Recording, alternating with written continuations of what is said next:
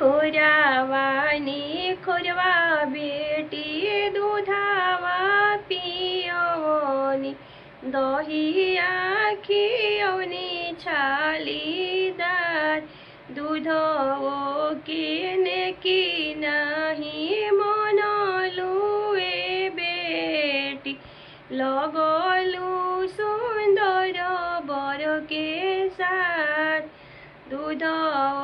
केने की नहीं मनलू ए बेटी लगलू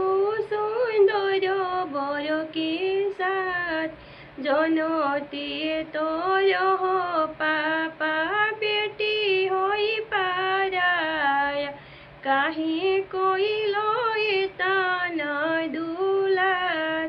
हो दुलारवा पापा को न भैया के करी तो